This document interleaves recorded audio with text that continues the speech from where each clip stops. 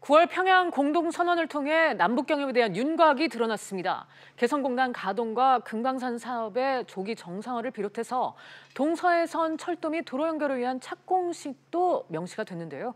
하지만 미국 등 국제사회의 대북 제재 벽은 여전히 높은 상황입니다. 이번 공동선언에 담긴 남북경협의 의미와 성과 그리고 남은 과제들 짚어보도록 하겠습니다. 강상호 국민대 정치대학원 교수 모시고 얘기 나눠보죠. 교수님 어서 오세요. 예, 반갑습니다. 네, 이번 남북 정상회담 당초 핵심 의제로 지목됐던 비핵화부터 군사적 긴장 종식까지 따져볼 부분이 많은데 일단 이번 시간은 남북 경협 얘기에 이제 초점을 맞춰볼게요. 어제 이제 문재인 대통령과 김정은 위원장의 평양 공동선언에서 남북 경협에 대한 구체적인 언급이 있었는데 이제 문 대통령의 발언을 좀 보면 올해 안에 해안 철도와 도로 연결을 위한 착공식을 가질 것이다. 이 같은 의지를 강력히 드러냈습니다. 이 부분은 어떻게 보셨습니까? 아마 이번 9월 평양 공동선언을 놓고서 여야 간의 평가가 엇갈리는 것 같습니다. 네. 정부 여당 측에서는 아마 기대 이상의 효과를 얻었다 이렇게 말을 하지만은 야당 측에서는 본질적인 문제인 핵신고와 검증에 대한 합의가 없었고 정상회담의 이벤트에 우리가 너무 취해서 너무 빨리 서둘러서 무장해제를 하고 대북 제재가 있는 상황 속에서도 너무 조급하게 경협을 추진한다 이렇게 비판하는 것 같습니다. 네. 그러나 말씀하신 남북 철도와 도로 연결 사업은 평화와 번영 그리고 통일에 대한 상징성이 크다는 점에서 문재인 대통령께서 상당히 집착을 하고 계시는 것 같아요. 그래서 올해 안에 착공식을 갖겠다는 의지를 이번에 다시 한번 강력하게 표현한 것으로 보여집니다. 네, 사실 그간 정부는 대북 제재를 의식을 해서 남북 철도라든가 도로 연결 사업에 대해서 적극적으로 표현을 하지 잘 못했거든요. 그런데 이 결정 배경 어떻게 봐야 할까요? 아마 정부 쪽 입장으로 봐서 그렇게 보신 것 같아요. 대북 제재가 풀리지 않는다 하더라도 대북 제재와 관계가 없이 남측권에 대해서는 우리가 아마 선 착공을 할 수가 있다. 이렇게 생각하는 것 같아요. 네. 동해선 철도 같은 경우는 부산에서 강릉, 고성, 원산, 두만강으로 이어지는데 남측의 어떤 구간만 고려한다면은 강릉, 속초, 고성, 제진까지 104.6km가 됩니다. 국토교통부에서는 올해 중에 연결 사업에 착공을 하기 위해서 이미 총 사업이 2조 4,400억 원 가량을 이미 책정해 놓은 상태고. 도로의 경우에는 경의선의 고속도로의 남측 구간이 11.8km에 해당하게 되는데 아마 5천억 정도가 소요되는 것으로 알려져 있어요. 네. 아무튼 문재인 대통령은 남북 철도 도로 연결 사업을 평화 체제로 전환하는 상징으로 생각하는 것 같습니다. 문재인 정권에서 남북 관계의 프레임이 저는 전환됐다고 보는 거거든요. 그래서 과거 우리가 냉전 체제의 안보 프레임으로 문재인 정권의 대북 정책을 이해하는 데는 상당히 어렵다. 네. 다만 우리가 걱정하는 것은 프레임 전환기에 발생할 수 있는 안보 위험 요소에 대해서 문재인 정부가 충분히 대비하고 있는지 그걸 좀 우려하는 것 같습니다. 그렇군요. 기존의 프레임으로는 지금 현재 문재인 대통령의 정책을 이해하기 어렵다는 말씀이랑 굉장히 공감이 갔는데요. 네. 아울러 이제 주목되는 대목이 개성공단과 금강산 관광 정상화 또 서해 경제 공동특구, 동해 관광 공동특구 여러 가지가 나왔습니다. 이 조건이 마련되는 따라라는 단서가 붙긴 했는데 이 또한 의미 있는 결정이라고 봐야겠죠. 그렇게 보여집니다. 일단 아까 조건이 마련되면 하는 것은 대북 제재가 해제된다는 조건을 말씀하시는 것 같은데요. 아마 대북 제재 조건이 해소되게 되면은 개성공단의 재개업 확산, 그다음에 금강산 관광의 재개와 역시 또 원산과의 연계한 관광 특구의 개발 이것은 바로 시작이 될 것 같아요. 왜냐하면은 이들 사업에 대해서는 남측도 그렇고 북측도 그렇고 경험을 통해서 많은 노하우를 갖고 있거든요. 네. 예를 든다면 개성공단은 2000년도에 6.15 선언 이후에 이게 추진이 됐었는데요. 2004년도에 이미 첫 번째 제품을 생산해서 매출을 올렸고요. 또 계속 하다가 다만 이것이 북한의 핵실험과 미사일 발전이 인해 가지고 2016년에 개성공단이 전면 중단될 때까지 10년 이상을 운행해온 경험이 있습니다. 그다음에 금강산 관광 사업도 2002년도에 관광특구로 금강산 일대가 지정되면서 현대아산이 이 토지를 갖다가 2052년까지 50년간을 사용할 수 있는 토지 이용권을 확보하고 관광 사업을 시작했지만은 이것이 2008년도에 소위 남한의 관광객이었던 박광자 씨가 피격 사망함으로써 금강산 사업이 중단되었지요. 그러나 그때까지 벌써 6년 가까이 경험을 했다는 거지요. 그래서 개성공단과 금강산 관광이 재개돼서 다시 성공적으로 가게 되게 되면은 개성공단을 중심으로서 서해 경제 공동 특구가 형성이 되고 또 금강산을 중심으로 해서 원산과 연계해서 네. 동해안 어떤 그 관광 특구가 이렇게 순차적으로 확산해 나간다고 하는 것은 새로운 이야기는 아닙니다. 사실은. 다만 문제는 이제 다음 주 뉴욕에서 예정되어 있는 네. 문재인 대통령과 트럼프 대통령의 회담, 거기서 과연 어떠한 그 반응을 보일 것인가, 미국이 말이죠. 그다음에 이제 2차 북미 회담으로 이어질 경우에 여기서 비핵화의 문제와 종전선언 문제가 어떻게 타결될 것인가, 이것이 타결돼야만이 대북 제재가 풀릴 수가 있고 그 다음에 이러한 경협이 가능하다 이렇게 보여집니다. 네. 결국은 또 다음 주에 어떤 얘기가 우리 문재인 대통령과 트럼프 대통령 사이에서 나올지 네, 오갈지가 그렇습니다. 좀 중요한 것 같습니다. 예. 회담 첫날로 돌아가 볼게요. 4대 네, 그룹 총수들이 총수를 비롯해서 이제 여러 경제인들이 리용남 내각 부총리와 이제 면담 자리가 있었거든요. 네. 그때 분위기를 어떻게 판단하고 계십니까? 아마 방북 첫날 오후에 이루어졌거든요. 네. 3시 반부터 1시간 반 정도 했었는데요. 북한 경제를 책임지고 있는 그 내각 부총리, 리용남 부총리가 이제 그 4명의 재계 총수를 비롯해서 우리 그 대표 사절단을 맡았지요. 근데 상당히 분위기가 좋았다고 그래요. 네. 아마 면담 과정에서 이제 북한 관계자가 이재용 부회장과 이렇게 악수를 하면서 꼭 모셔오라고 했다 이렇게 코멘트를 네. 해주는데 청와대에서 이제 부인을 하고 있죠. 그러나 이 코멘트를 우리가 유추해 볼 적에 북한 당국이 그 대기업 총수들을 이렇게 상당히 요구하지 않았는가. 네. 그다음에 이제 중소기업보다는 이번에는 대기업이 본격적으로 그 북한에 진출해 줄 것을 아마 기대하지 않았는가 이런 생각이 들어갑니다. 북한 입장에서는 삼성과 같은 대기업이 삼성전자 베트남 현지 기업처럼 북한에다가 생산기지 1개 내지 2개 정도를 갖다가 투자해 주기를 네. 기대하는 것이 아닌가 이렇게 모르겠어요. 또한 그 코레일의 오영식 사장이 이번에 방북을 했었는데요. 오레일 사장에게는 그 남북 경협에서 SOC 사업의 중요성을 계속 강조를 했다고 그래요. 그래서 이번에 정상회담을 전반적으로 보게 되면은 북한이 상당히 실용주의적이고 실천주의적인 입장에서 한번 접근한다는 점에 있어서 이번 그 경제사절단과의 면담은 상당히 우호적으로 진행된 것 같습니다. 어떻게 보면은 경제협력 면에서 북한은 을이죠. 네. 어떻게 보면 경제사절단은 갑이라고 볼 수 있기 때문에 투자를 해줘야 되는. 그렇습니다. 그런 관계라고 봅니다. 네.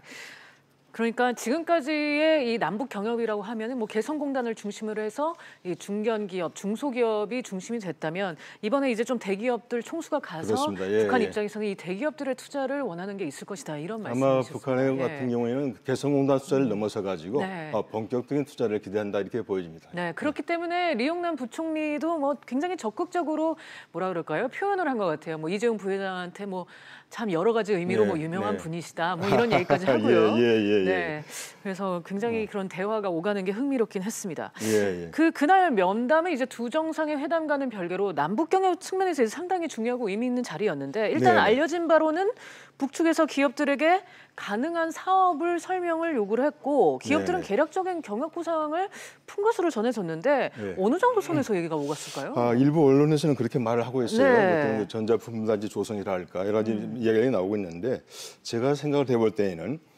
대북 제재가 이미 진행되는 상황이잖아요. 네. 상황이고 또 처음 만나는 자리고 면담 시간도 1시간 30분으로 비교도 짧았고 네. 더군다나 이제 1대1로 만나는 것이 아니고 17명 갖다가 전면적으로 대면 형식으로 그렇죠. 만났기 때문에 네. 실제적인 경험을 이야기하기가 상당히 어울리는 장소였다고 생각이 들어가요.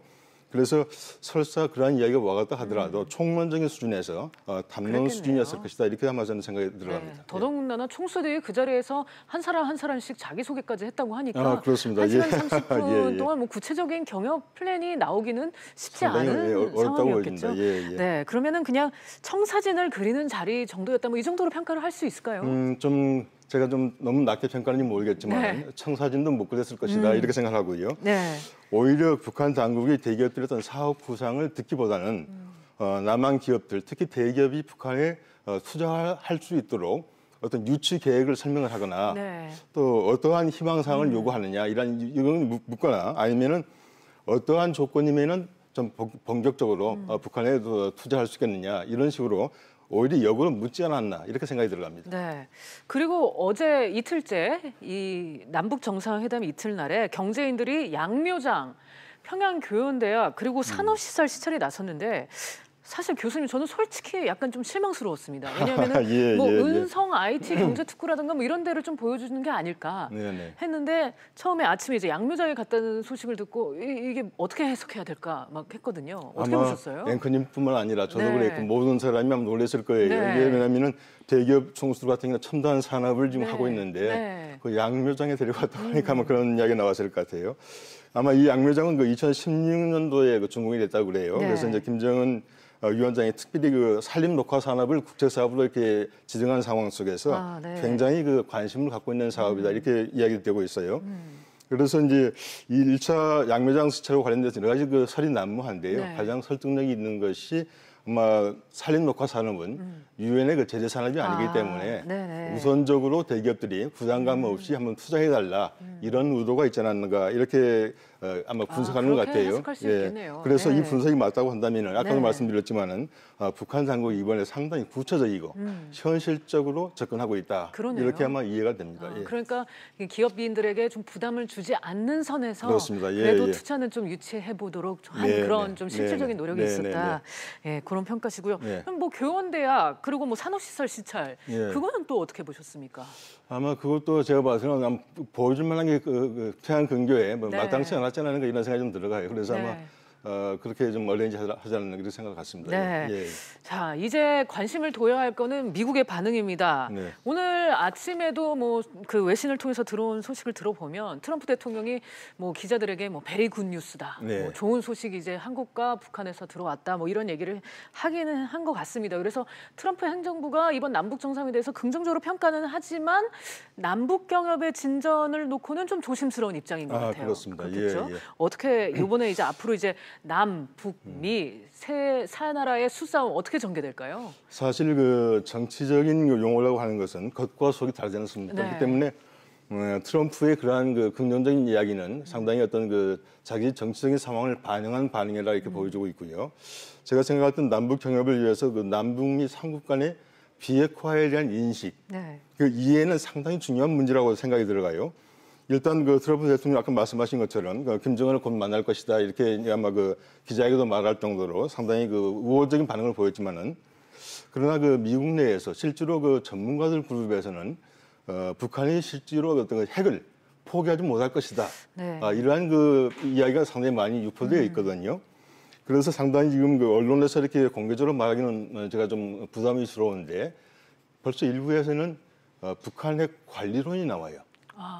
그러니까 북한의 완전한 폐기가 아니라 네. 우리가 투명하게 이걸 핵을 갖다 통제할 수 있다고 한다면은 현재 핵에 대해서는 어떤 보유를 인정을 하고 그 단계에서 한번 이제 어떤 그 종전선언을 구상하는 이런 이야기가 좀 나오고 있는데. 와, 핵 관리론이라고 한다면 정말 그렇죠. 굉장히 새로운 이슈죠. 새로운 이슈죠. 정말 민감한 얘기가 될 것 같습니다. 그렇습니다. 그래서 이러한 관계이기 때문에 우리가 이 핵 관리를 지금 단계에서 얘기하는 건 상당히 너무 센시티브해서 더 이상 제가 자세히 설명 못 드리지만 나중에 기회가 되면은 제가 한번 말씀을 드리겠습니다. 네.